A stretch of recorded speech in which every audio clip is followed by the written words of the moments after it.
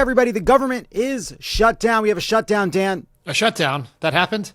Republicans are claiming Democrats are fighting for health care for illegal immigrants, but they're having trouble defending that when asked about it by reporters. Here is Speaker of the House Mike Johnson being interrogated by CNN's Caitlin Collins. We're rolling the greatest hits on our social media. Yeah, I'm just saying that the point about giving people who are here illegally health care is not exactly what is in their proposal. No, it is 100% what their immigrants proposal. who have legal status, No, and you're just Caitlin, disagreeing on who's eligible. I looked at it, actually, because I was curious about your argument yesterday. You should study the CBO's analysis that they just put out a few weeks ago. Yeah, I saw that about the 1.2 million people. You're basically arguing about who has legal status, people who are seeking refuge here or seeking asylum. No, I'm making sure that we are making sure in our provisions that we signed into law have ensured that health care benefits go only to eligible U.S. citizens. Chuck Schumer's proposal.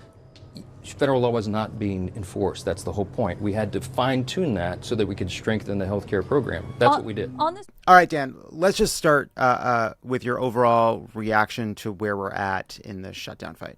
It seems like the Republicans, as you can see in this clip, are desperate to hang on to this very easily debunked lie about this idea that somehow this entire shutdown is that the Democrats want to shut the government down to give free health care to undocumented people, when in fact the Affordable Care Act says in law, in writing, that you absolutely cannot do that. We know because we were around when that provision was put in the law. And with, like, for all of their swagger and confidence in the pages of Punchbowl and Politico, the way the Republicans are acting suggests they think they may have a weak hand, because if you have a strong hand, then you don't dine out on this lie the whole time. It's what they've said. It was what J.D. Vance said on the White House lawn when they were trying to defend this decision to go to a shutdown. And he even entertains when he's asked about this. Like, they may have some good ideas, but we're not going to allow them to force us to fund healthcare for undocumented immigrants. And it's completely indefensible. It's just not true, to the point where people were like kind of casting about, being like, there's not even a rationale for it. Like, usually there's some fig leaf, some sort of tiny bit of purchase somewhere on the, like, that they could kind of claim some way of defending what they're saying. But that was not available to them, which is why you have these back and forths where Republicans have just not been able to say what they're even talking about. This is clearly bothering J.D. Vance, who decided to do an interview where he explained how Democrats are calling us liars, but it's actually a fact that Republicans are offering here about what Democrats are trying to do. And so here's J.D. Vance coming in like an intellectual Zamboni to try to defend this claim. Yeah, so this is a Democrat talking point. They say we're not actually trying to give health care benefits to illegal aliens, and here's why it's not true.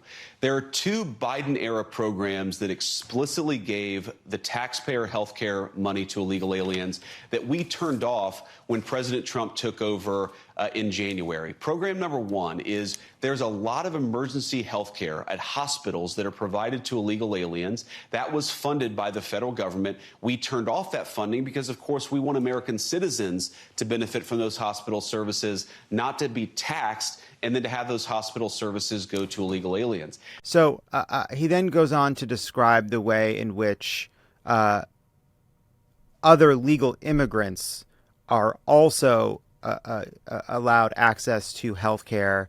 So let's start with this.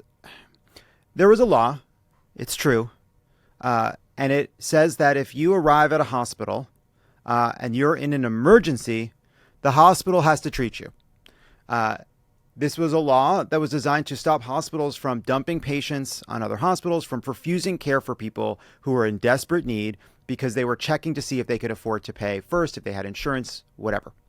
That law was signed by Ronald Reagan in 1986. It has been the law since 1986. It is a good law because we as a society do not think that hospitals should check to see if someone can afford to pay a bill before saving their lives. Like, that seems to be a pretty reasonable position, a humane position for a society as wealthy as ours. And it is true.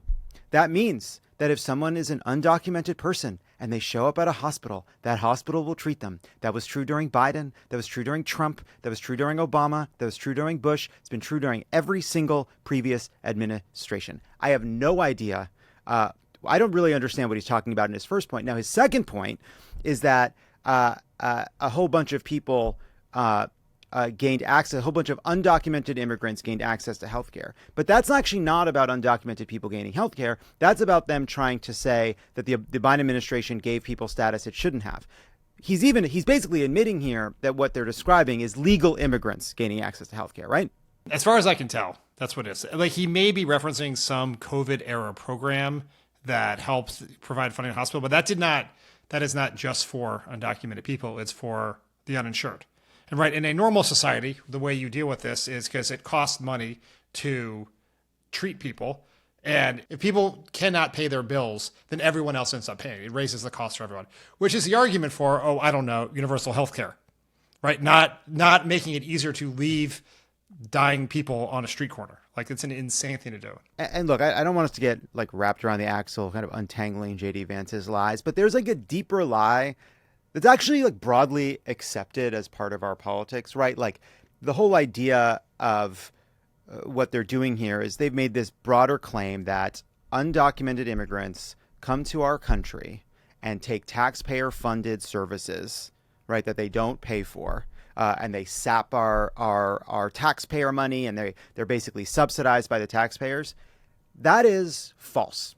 It's just not true, because undocumented people who are consigned to second-class status in our society and can't call the police if they're taken advantage of by an employer, can't sue, can't seek the protection of law enforcement.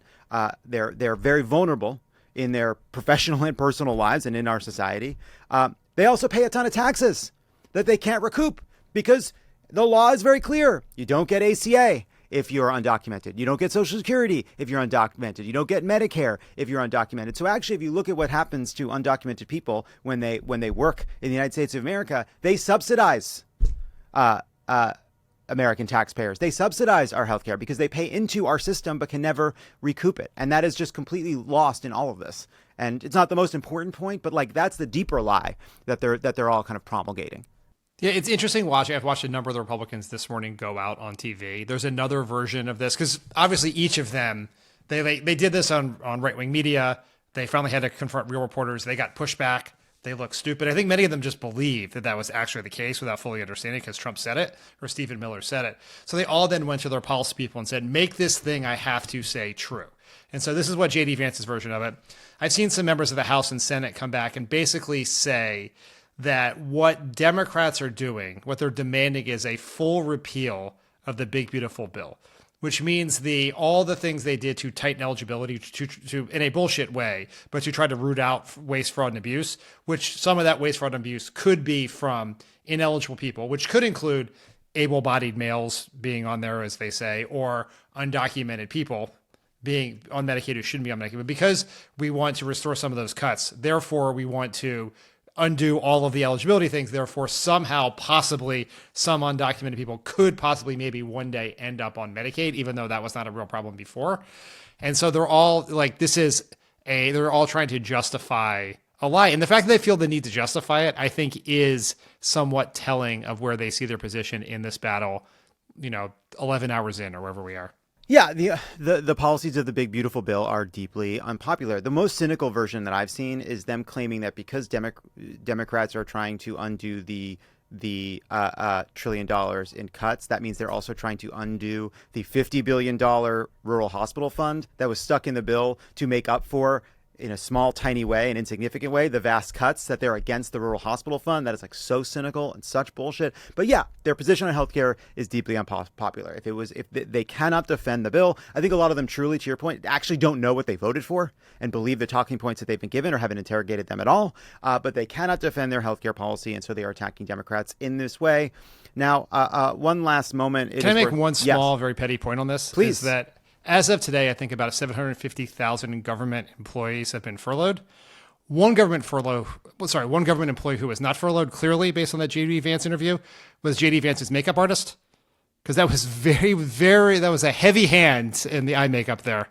Yeah, I wonder if that makeup artist isn't a essential employee because he is doing it himself. I wonder.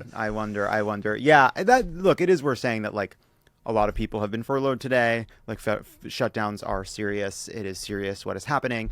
And I continue to feel like Democrats did not have any really good options. I think going along with the CR was a terrible option. I think trying to fight this shutdown on really any of the different ways we could have shut it was a tough decision to make. But the more Republicans lie about what they did in their healthcare bill, the more I feel like it is justified to have fought this fight on healthcare, because yes, like they are waging war on democracy.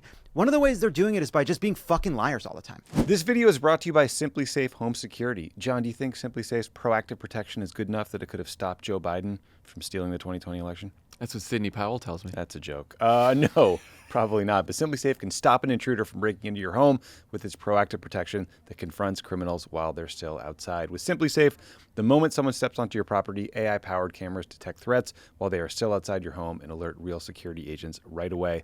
To get 50% off your new system, go to simplysafe.com/crooked. That's simplysafe.com/crooked for 50% off. There's no safe like Simply Safe. There's been a controversy because the Trump social media team has been trolling Democrats, and they've been doing it with sombreros, mariachi music, and mustaches. And Hakeem Jeffries was asked about this. He responded, and now the Trump social media team is unsurprisingly doubling down. Let's roll the clip. It's a disgusting video, and we're going to continue to make clear bigotry will get you nowhere. We are fighting to protect the health care of the American. Now, Dan, that's not funny. That video is not funny. I'm not laughing. It's not fucking funny. All right? I will say, like, there's a lesson to me in this, which is you get further making fun of Donald Trump than you do being outraged by Donald Trump. You get further by making him seem like a clown than you do when you take any of his, and they are like, you know, bigoted and incendiary and all the ways in which it's wrong. That's all, of course, true. But like, when you start crossing the Delaware over it, like when you start writing Federalist papers about it, it just makes it easier. It makes you a bigger target. And it is just funny. It is funny to take somebody criticizing you very seriously about something you did and doing it to him while he's making the criticism. It just works. It just works. Yeah, I mean, it is like he is trolling. Yeah. And you don't have to don't be trolled, right? Don't feed the trolls. Just kind of let it go. They did this. Trump put out Trump 2028 hats during the meeting. He's trying to distract from the main thing. And the goal of this shutdown is for Democrats to substantively try to get the Affordable Care Act subsidies extended so 15 million people don't get huge premium increases. From a political perspective, it's to show people that we are fighting to lower healthcare costs. And so every moment you're talking about a video or the Trump 2028 hats, you're not using the moment you have to deliver the message you need to deliver. And so my advice to anyone is you just have to ignore it, or make fun of it, poke fun back, make your own video, right? Do something like that. Or say like, I don't care. He could put me in a mariachi hat. He could put me in a mustache and give me a guitar. As long as I'm talking about reducing people's health care and fighting what they're doing, I don't mind. He can put me in any kind of video he wants, but we're going to keep delivering the message we're doing. And I don't really care what he does. Like, don't let him see you sweat. Again, it's not funny. We didn't find it funny. I have not laughed for 1 second. We haven't laughed about it. And I'll tell you what else isn't a laughing matter, Dan. The need to build a progressive media ecosystem to go up against the right. We have got to build an alternative. We have to get good information in front of people that breaks down what's happening. That's what we're doing at this Pod Save America channel. So you can subscribe. You can even become a paid subscriber and get a bunch of content that's just for the true fans. But either way, please share this video, subscribe to our channel, like this video. It really does genuinely help us get this in front of more people. We will continue to provide updates because the shutdown means that the politics are moving pretty quick and all the time. And with that, Dan Pfeiffer, thank you so much. And See you at the next mariachi concert. Bye, everyone.